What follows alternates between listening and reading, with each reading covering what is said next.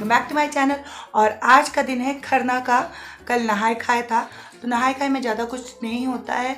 उसमें बस ये है कि नहाने के बाद आपको लौका भात खाना रहता है, या फिर आपको लौकी ज़रूरी है खाना, जिसे कद्दू भी बोलते हैं, और चावल खाना रहता है। और बाकी आप सात्विक भोजन कुछ भी कर सकते हो दिन में 2 बार। और उसके बाद आपको आज का दिन खरना का, आज ज़्यादा से ज़्यादा लोग फ्रूट्स खाते हैं या फिर कुछ भी नहीं खाते हैं। रात को सिर्फ खाते हैं वो खीर पूरी है जो मैंने बनाया है, अभी आप देखिएगा वीडियो में। और उसके बाद हम चल रहे हैं पूजा के लिए। खरना की पूजा बहुत बड़ी नहीं होती है, थोड़ी सी छोटी सी पूजा होती है। उसमें खीर पूरी का प्रसाद सबको दिया जाता है। सो लेट्स सी कैसे होता है। और आप देख सकते हैं कि मैंने एक साइड खीर चढ़ाई हुई है, और खीर गुड़ की बनती है। पूड़ी छानते हैं, कई लोग इसमें रोटी भी बनाते हैं। गैस में नीचे सेकते नहीं हैं और सिर्फ तवे पे सेक करके ही रोटी बनाते, तो मुझे पूड़ी ज़्यादा बेटर लगती है। और इसमें ऐसे केले के पत्ते के ऊपर आप पूड़ी रख सकते हो। मैंने 4 पूड़ियाँ रखी है, तो 2 नीचे रख करके उसके ऊपर खीर रख के उसके ऊपर 2 पूड़ियाँ रखते हैं, और केले का प्रसाद रहता है। यही रहता है प्रसाद में, और ये आप सबको बांटते हैं। इस तरह से 5 या 7 पूड़ी रखी जाती है, जो जनरली लेडीज़ को दी जाती है, बाकी प्रसाद सबको दिया जाता है।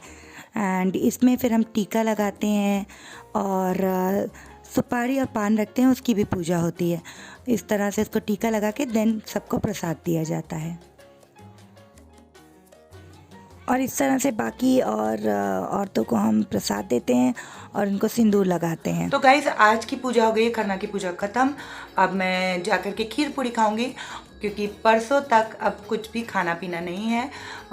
कल का अर्घ शाम को होगा। सूर्य देव को सूर्य ढलते हैं तब हम अर्घ देंगे, और परसों फाइनल अर्घ रहेगा मॉर्निंग में। वो भी मैं आपको दिखाऊंगी कि मैं किस तरह से करती हूँ। और तब तक कुछ खाना पीना नहीं है, तो अभी जा कर के मैं करती हूँ पेट पूजा, खीर पूरी खा करके और केला खा करके।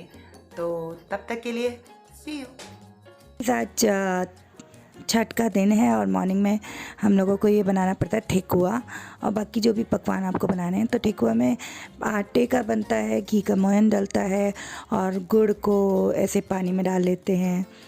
और इसमें आपको चाहिए तो इलायची का पाउडर, या फिर खोपरा जो होता है, जिसे बोलते हैं नारियल का भूरा, वो डालते हैं। और इस तरह से हम आटा सान करके इसमें छोटे छोटे पीसेस बना करके आप अलग अलग डिज़ाइन बना सकते हो। अगर आपके पास इसका सांचा है तो बहुत ही अच्छी बात है, नहीं है तो आपके पास जो भी घर में ये सारे, जैसे पहले के ज़माने में कोई ऐसा सांचा नहीं होता तो लोग कुछ भी यूज़ करते थे, लकड़ी या फिर चम्मच। तो उस तरह से मैंने इस तरह से 2 डिफरेंट डिज़ाइन दे करके अपने ठेकुए को बनाया है।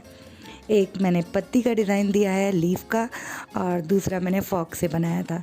तो इस तरह से मेरा ठेकुआ तैयार हो गया। इसको हम तल लेंगे। ओवन की जगह तलना ज़्यादा बेटर लगता है मुझे, क्योंकि ये हमारा ट्रेडिशनल वे है बनाने का। तो इस तरह से टेस्टी ठेकुआ तैयार हो गया है। और इवनिंग पूजा के लिए मैं रेडी होकर के खड़ी हो गई हूँ। ये कोरोना काल में बाहर जाना है, नदी तालाब में जाना थोड़ा डिफ़िकल्ट होता है, तो इसलिए टब मंगा के उसी में पानी में खड़ा हुआ है। और इसमें आकर के मेरा बेटा भी खड़ा हो गया था।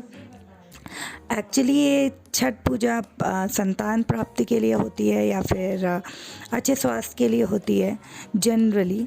बाकी जो भी आपकी मनोकामनाएं हैं वो पूरी करने के लिए होती है। सो इस तरह से मैंने अपनी इवनिंग का अर्घ दिया सूर्य देव को। और अर्घ देने के बाद हम इसमें गन्ना भी ज़रूरी होता है, मैंने वो मेंशन करना भूल गया।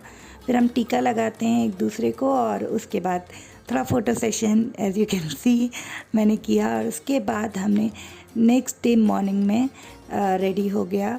मॉर्निंग में 4 बजे से ही खड़े रहना पड़ता है, कम से कम 1-1.5 घंटे खड़े रहते हैं पानी के अंदर ही, सूर्य देव का इंतज़ार करते हुए। देखिए अब रात हो गई थी, धीरे धीरे उजाला हो रहा था और डायरेक्टली मॉर्निंग हो गई। थोड़ा यहाँ बिल्डिंग्स हैं तो थोड़ा सूर्य लेट दिखे मुझे, तो मैंने चालू किया था 4:30 पौने 5 बजे खड़े होकर के वेट करना। और ऑलमोस्ट 7-7:30 हो गया था जब मुझे सूर्यदेव दिखे। और इस तरह से अर्घ दिया जाता है सूपे में रख करके सब कुछ। और बहुत सारे फ्रूट्स लगते हैं इसमें, अलग अलग तरह के, एज़ यू कैन सी। तो इस तरह से हम टीका लगाते हैं सबको सिंदूर, और उसके बाद प्रसाद देते हैं, और इस तरह से छठ पूजा ख़त्म होती है। और हम फास्ट तोड़ते हैं अदरक और चना और गुड़ खा के, और सूर्यदेव का आशीर्वाद लेकर के।